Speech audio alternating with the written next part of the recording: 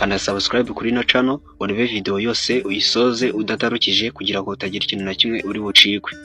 Biroroshye cyane. Hello guys, nshuti bakunda komeza kubana hangaha umunsi ku wundi, ndabashimiye cyane. Tudatinze rero uyu munsi ngiye kukwereka uburyo wabona abareferrals cyangwa uburyo wabona abo gutumira cyangwa uburyo wabona abantu ushobora gutumira mu kintu runaka ukabibyaza inyungu mu buryo butandukanye kandi nta gishoro bigusabye kuba wakora gusa, cyangwa ibintu ngiye kukwereka wakora kugira ngo uze ubasha kubona abo batumirwa mu gihe waba ugiye gukoresha app isaba gutumira, ukaba wabasha kubatumira ukabasha kwinjiza wenda muri iyo app yagusabye gutumira abantu runaka.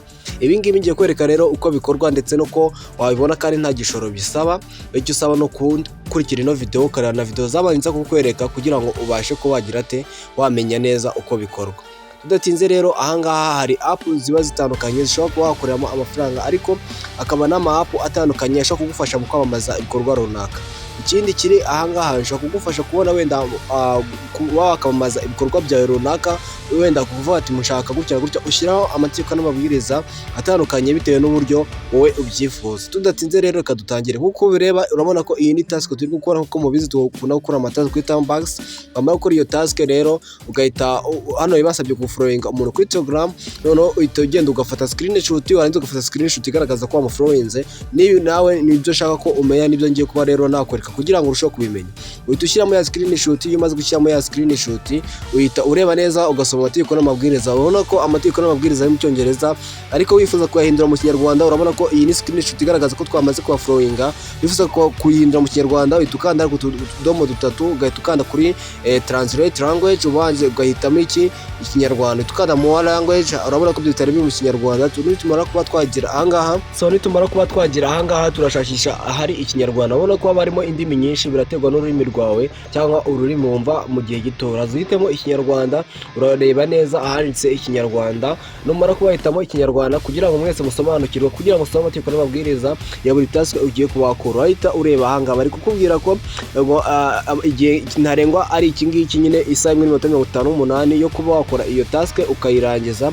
Rero iyo uyisoje uhita ugera ahangaha. Iyo ugeze ahangaha rero ubona ibintu bitandukanye, kakubwira amategeko n'amabwiriza, bakakubwira ngo icyemeza neza ko wadukoreye ibyo twadusabye, icyemeza neza ko wakoze akazi wadusabye, akazi twabahaye ni iki ngiki. Uraduha screenshot igaragaza ko ako kazi wagakoze. Bivuze ngo ako kazi kwa turi gukora akana ko gufollowinga, ariko bivuze ngo harimo n'akazi ko gutumira ku mapa atandukanye mu referral runaka. Nawe nibyo ushaka kwigisha kugira ngo uzubashe gutumira, kuko hari ama app ubusanga wenda nka Hanigen, none watumira umuntu muri Hanigen, iyo ubisoje tukanda kuri submit request nindi gusobanura ibijyanye na Hanigen. Ariko ahangaha kugira ngo byumve neza, ahangaha kubiri Hanigen usanga hari igihe utumira umuntu waguhereza ama USDT 3. Bivuze ngo nimba ahangaha ushobora gutumira umuntu muri no app, wifashishije no app ugatakaza make cyangwa ukamuha make kuyo wakoreye, none wamara kumuhereza make kuyo wakoreye, none nawe akakwinjira nk'umutumirwa, ukabasha ko wabona yandi y'ubutumire kuri ya app bitandukanye cyangwa mu ma video cyangwa mu bindi bitandukanye. Hano utanga task ugashyira amategeko n'amabwiriza yawe. Tudatinze rero nkuko ubireba ahangaha, hano harimo uburyo gukora amatask. Nimba uri kubireba hano harimo create campaign, hano handitse my campaign na amatask y'ama ads, ariko ibintu bitandukanye. Hari ama clicks, yavuze clicks aba ari ama ads acaho yamamaza ikintu runaka, wenda kugira ngo babone, wenda hari abashaka ama views ariko ntibiba byemewe na YouTube, kuko ntago ibintu byo gushakisha views ahangaha ntago biba byemewe nyine kuri YouTube, kuko YouTube irabirwanya nyine, ntago ibishaka views zaturutse ahantu cyangwa views zabaye mu buryo bwo kwishyurwa, ibishaka views zawe wakoreye ku giti cyawe. Ariko hari abantu bakunda kubukoresha ubu buryo, niyo mpamvu ngiye ntabwo gushishikariza. Icyo nagushishikariza ni gukoresha amatask, ugakora amatask ukayigotanga task zitandukanye zigufite akamaro cyangwa zinjiza bitandukanye. Izo task ugasanga wenda ukeneye gutumira abantu muri app ya Hi Family cyangwa muri Coinplay, akaba ati gutumira umuntu ndamuhereza 0.007 cyangwa 0.02 buri muntu niyo nzajya muhereza. Bivuze ngo cyangwa nimba ugiye gutumira abantu 10 ushaka gusaza n'igice kimwe kugira ngo utumire mu bantu 10, ariko abantu 10 batumiye ugasanga wenda wakuyemo 0.5 cyangwa bakuyemo 1 USDT. Bivuze ngo ahangaha icyo ngamije no kugira ngo nkwigishe neza urebe ko bikorwa, niwumva koko bikuye ari byiza nawe ubashe kubakoresha buno buryo. Tudatinze rero reka dukomeze.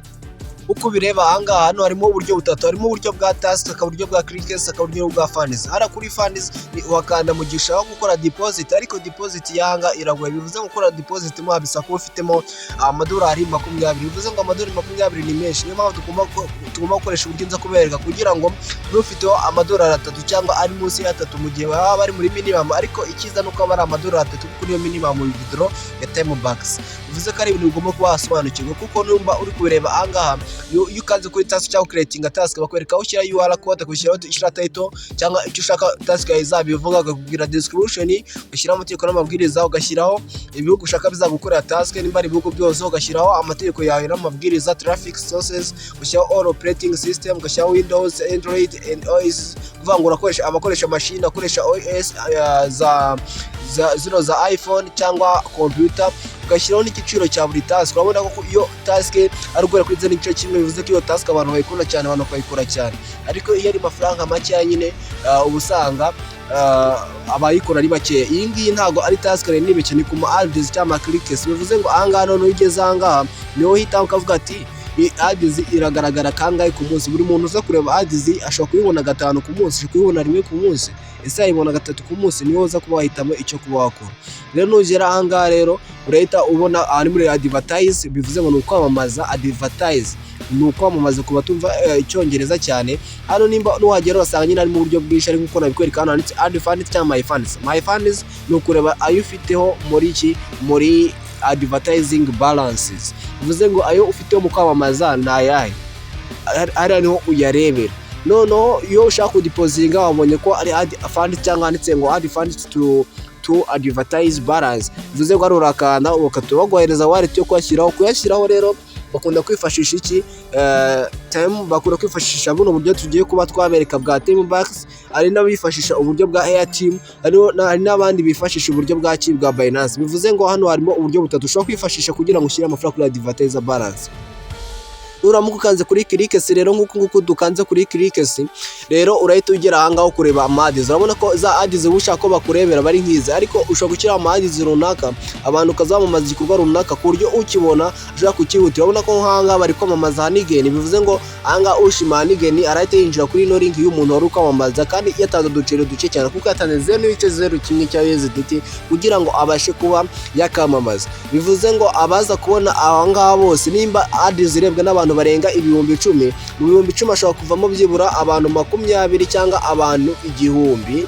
Bavuze ngo reka tuze tukugira tujoininga kuko turabona ibi bintu bikora neza. Bivuze ngo ahangaha nyine agomba kuba harimo ikintu kizewe kugira ngo gikurwe n'abantu, noneho cyamara kuba cyakundwa n'abantu ugasanga ubonye abo referrals cyangwa abo bagusabaga, cyangwa kugira ngo uhabwe bonus yabo referrals mu gihe waba ubakeneye. Rero ibi ni ibintu ushobora kwifashisha. Hari n'abantu bifashisha mu kwamamaza ama TikTok yabo, ukanda follow kuri TikTok zabo, ukanda follow kuri Instagram zabo, ndetse n'andi hatandukanye no kuri Instagram. Ayo matask yose abarimo hano murabizi tugiye tuyakora, kandi tukabasha kuba twagira twagenda twinjiza gake mu gihe waba ubikeneye. Tudatinze rero ngiye kukwereka rero uko bikorwa. Ngiye kukwereka uko bikorwa kugira ngo ukore task igiye muri zino task za Timebucks. Urabizi ko Timebucks ikoreshwa n'abantu benshi cyane, ugiye no kureba ku rubuga rwabo bikurikirwa n'abantu benshi kuko ni app imaze imyaka 11 ikoreshwa cyane. Bivuze ko ari app ifite icyizere, ari app ikora neza, ari app ikora kuko ibi ni ibintu mpagazeho, kuko ngiye mfite experience. Bimvuga ni experience yanjye ku giti cyanjye, kuko nibyo nkubwira. Iyi ni app maze byibura hafi umwaka nyikoresha. Bivuze ngo ino app ikora neza, ariko ngiye nayimenye wenda muri uwo mwaka. Bivuze ko yoho imaze imyaka 11, ariko muri iyo myaka 11 igihe kigeze kubaho ni kimwe, kuko nakurikiranye amateka yawo usanga ino app hari igihe yigeze kutishyura abantu. Rero tudatinze reka turebe, ariko icyo gihe nubwo batigeze kuba bakishyura abo bantu baje kubasaba imbabazi kubera ko batinze kubishyura birangira babishe. Bivuze ngo ni app itanga serivisi nziza. Tudatinze rero reka tugere ahangaha rero nuramuko uje ugahitamo payment, batakwereka uburyo bw'ukoresha bwo kwishyura bya minimum ikozwe mu kukwishyura amafaranga. Ureba neza ahangaha harimo uburyo bwa Airteam, akaba virtual visa card, akabamo Litecoin, akabamo n'ibindi bigiye bitandukanye. Rero ikintu uhitamo hariya hanyuma handitse ngo add to advertising payment method, uhita ukanda continue. Nugira ahangaha rero urahita uza ushyiremo password yawe ya Timebucks kugira ngo amafaranga wakire cyangwa amafaranga wakoreyemo ahangaha ahite ajya he kuri advertiser balance, hariya wifashisha mu kugira mu kwamamaza. Nicyo kintu biba bisaba cyonyine. Nurangiza rero ahita ukanda update. Nukimara ukanda update barahita bakubwira ngo incorrect password. Bivuze ngo password ya Timebucks kuko abantu benshi tuyandikishije cyangwa abantu twigeze kuba twakiyandikisha. Murabizi ko password twari twakoresheje ari izigira zate password twari twagiye dukoresha ni password ntabwo twiye dukoresha password muri make, twakoresheje login with Google, niturangiza turinjira biraho ngaho, turangije rero turavuga ngo tuzahindura password. Ngiye kubereka rero uburyo uhindura password kugira ngo amafaranga yawe azava kuri iki, kuri Timebucks balance ajya kuri Timebucks advertiser payment. Bivuze ngo niba munatajye nkubwira ngo ugomba kureba video yose kugeza irangiye kujya gusobanukirwa akantu ku kandi. Tudatinze rero right ukanda kuri password, nurakanda kuri password ukanda kuri click here to reset password. Bahita kugira ngo twohereje link cyangwa link unyuraho cyangwa kuri setting password kwahereje muri email. Urabona ko handitse ngo reset password yoherejwe kuri iki email, nugira click here to reset password. Iyo email iraza kuyisanga muri Gmail yawe, nurangiza winjiremo ahanga. Nugira ahanga bakubwira ngo shyiramo password yawe uzajya ukoresha. Rero ahanga ikintu uri bukore urahita ushyiramo password yawe uzajya ukoresha, wongere uyishyiremo naho hakabiri kugira ngo uyiconfirminge no password ize kuba neza ari password ya nyayo kandi ari password ikora neza. Tudatinze rero ukimara gushyiramo password aho hambere urahita uyandikamo naho ngaho hakabiri. Ukimara kuyandika aha kabiri, ikintu uri buhite ukora urahita ukanda hano handitse change password, hano harimo ibara ry'umutuku. Umara kuba wakanda urahita ubona ko password change successful, bivuze ngo biraba birangiye. Tudatinze rero reka duhite tureba icyo kuba twakora nyuma yuko password change. Turahita tuza hano kuri setting, hano dusettingiramo uburyo bwawe withdraw method payment, ukanda hano kuri payment method, nurangiza gukanda kuri payment method utureba handitse ngo please select, ukanda kuri please select, nurangiza tubona handitse ngo add to advertiser balance hano hasi hanyuma, nurangiza uwakande, nurangiza tukanda update payment method, nurangiza ukanda update payment method urahita ugera hanga, nurangiza urashyiramo ya password umaze guhindura, ya password umaze gucreatinga, ya password umaze kuba wakandika, urahita ukanda hehe hano handitse update.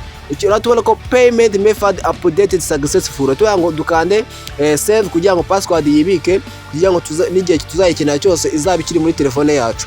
Bivuze ngo ahangaha biraba biranye. Tudatinze rero tugiye kureba ko byagiye. Murabona ko payment method ni add to advertiser payment method, bivuze ngo amafaranga yacu tuzajya dukorera yose azagenda kuri advertiser payment method, ku buryo ayo mafaranga azajya akora azakoresha mu buryo bwo kwamamaza ibikorwa byacu, ama app, referrals, task ndetse n'ibindi bitandukanye, kuzamura imbuga nkoranyambaga runaka, urugero TikTok cyangwa Instagram, mu gihe waba ukeneye aba followers baho bakaba bagufasha muri ubwo buryo. Bivuze ngo ahangaha niwo bita kuko wabonye ko uhitamo igihugu ukeneye kizajya kikuberamo aba referrals, bikaba byagufasha mu buryo butandukanye, bikaba byakuzamurira wenda imbuga zawe mu gihe waba ukeneye aba followers, izo task, aba referrals bo gutumira mu app atandukanye ukababyaza umusaruro. Nizere ko buri muntu asobanukiwe. Bivuze ngo iri dolari $1,992 nayo uza amadolari 3 azahita agenda kuri advertiser payment nyakoresha mu bikorwa byanjye. Nizere ko nta muntu udasobanukiwe akantu ku kandi. Ufite ikindi kibazo dusubire muri video zikurikiye tureba neza uburyo twakorera amafaranga online nta gishoro bidusabye. Bye bye, mugiriye byiza, caca dusubire muri video zikurikira mbereka n'uburyo twakorera ku zindi app cyangwa twakoresha izindi app, pereka utundi dushya turi buze imbere.